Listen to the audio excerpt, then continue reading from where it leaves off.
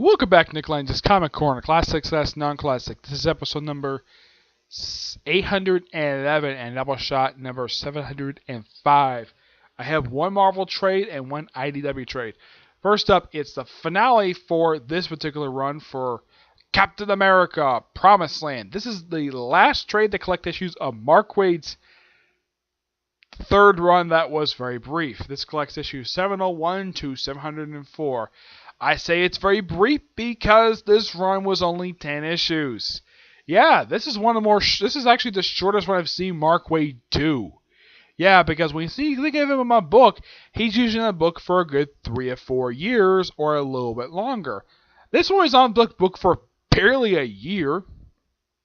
I mean, he only came in book just last year, and he only did 2 story arcs. He did the previous one, which was Home of the Brave. He did that one first.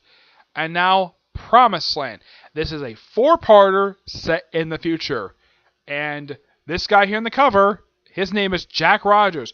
Looking at him, he kind of looks like, if he removed the beard, he looks like Chris Evans, the actor who plays Captain America. I don't have a problem with this because this is a descendant of Steve Rogers. Yeah, in the year 2314, exactly almost 300 years in the future. Like, I would say, as of currently, this is 296 years in the future. Yeah, where apparently in this future, Earth is forming an alliance with the Kree, and yeah, this is a long-chain descendant of Steve Rogers.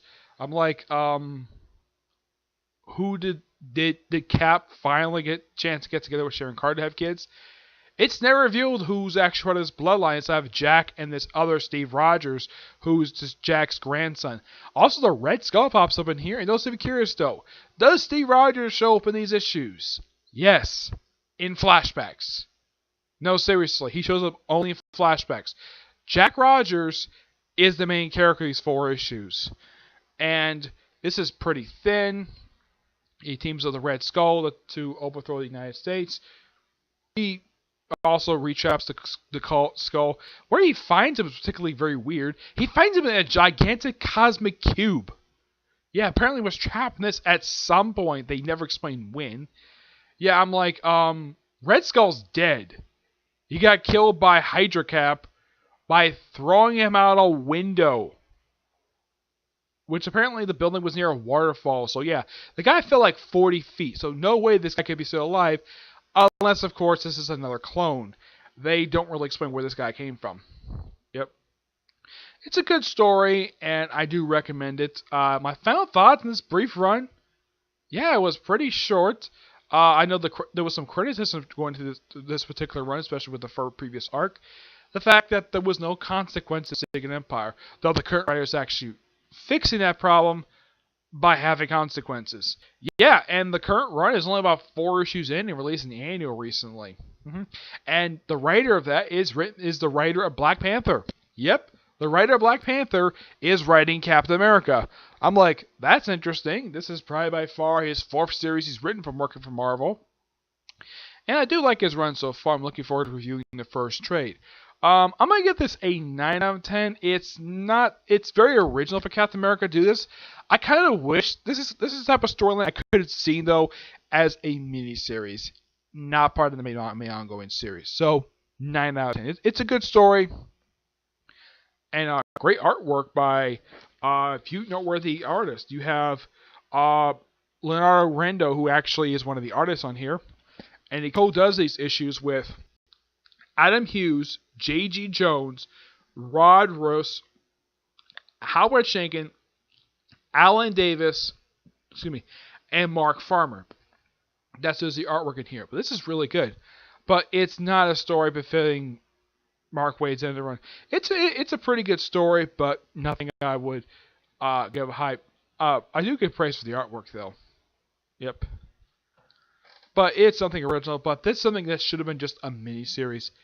And it's kind of an odd way for Waid to end this one. It's like, okay, we had this big, epic first arc, especially involving time travel, him playing ice again, encountering the Kraven the Hunter, another swordsman, and then jump ahead 300 years in the future for no reason at all.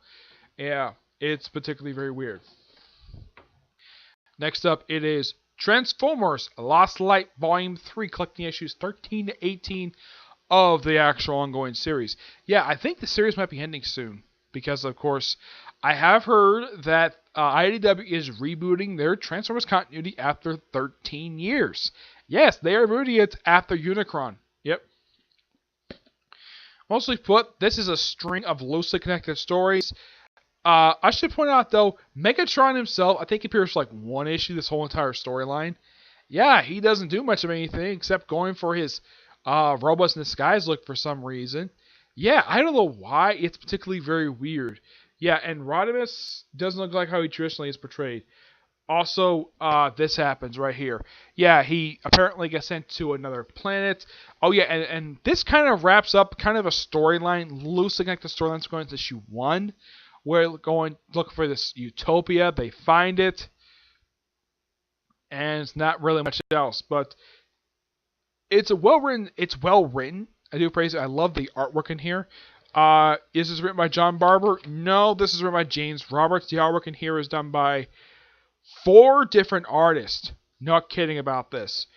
It's done by Alex Moline, Sarah Patri or Trio, Brandon Cahill, and Jack Lawrence. Good set of issues, but nothing much else to say here. Probably the highlight of this is seeing Alpha Trion. Yeah, the guy with the beard, yeah, that's Alpha Trion. And apparently, they think they're dead at one point, and then they go to another world. It's weird. The Lost Light ship does not even appear in these issues at all, which is a little weird. Yeah, that's why they call Lost Light. It doesn't play a role at all. It's mostly just Rodimus' crew. Not even Megatron plays a role in here. They even have Cyclonus. They even have a thing with Grimlock. Yeah, Grimlock shows up in here. Where apparently him and Scorpion have a history from the Monstrosity miniseries. I have read that. It's been a while, but I have read it. Yeah, apparently Grimlock is more cooperative if he's in his dinosaur form, which I'm like, that's weird. Yeah, it's weird how Grimlock is written here, but probably the best written character is Rodimus. Yeah, I'm going to give this book roughly a 9 out of 10. Really good. Yeah, I know this one's kind of short, but nothing much else to say for these 2 trades. The Transformers one I really enjoyed, but not much else, not really much anything to write home about when it comes to this particular series. It's just, I just really enjoy it. The Captain America one, both of these trades have got fantastic artwork. It's just that, for my opinion, when it comes to writing, Waid is a little more interesting of a writer than the writer of this. It's just, it goes all over the place. Yeah, one point, there's even 2 Transformers who proclaim their love for each other. Yeah, I thought this was weird. Yeah. One of 2 times I've seen where two male Transformers actually proclaim their love for each other. The other 2 actually make out. Not kidding about this. Those of you curious, though, is any of the female Transformers pop up in this series? Well, not in this storyline. Also, at the end of it, it's kind of the return to the Dark Cybertron story, which, that looks interesting. Yeah, those of you know what that is, that was a crossover between Transformers Robots in Disguise, which is retail Transformers, and Transformers, no, it wasn't, trying to remember, I think, it was Transformers Marvel CI and Transformers Robots in Disguise. Fantastic crossover, and that crossover turned Megatron into an Autobot, and also had Bumblebee die. Yep, Bumblebee died. And also Starscream. And this storyline also ended a long-running storyline, ended the whole Cybertronian Wars. That's referenced in here as well, that the Cybertronian Wars are over. Decepticons and Autobots are at peace. No real winner, but it's nice. Okay? So, that's it for this particular review. I was thinking of doing a review tonight of 7 Deadly Sins. I figured, I'm just going to do it tomorrow anyways, with also reviews for not only that, but Hunter x Hunter, My Hero Academia. I'm going to push that to tomorrow anyways. And trying to think, though, aside from those 3, yeah, that's it for manga reviews. Mostly we will have manga reviews tomorrow, and maybe a review of the 2nd season of 7 Deadly Sins. Maybe, but it just depends, okay? But do see you there. Bye.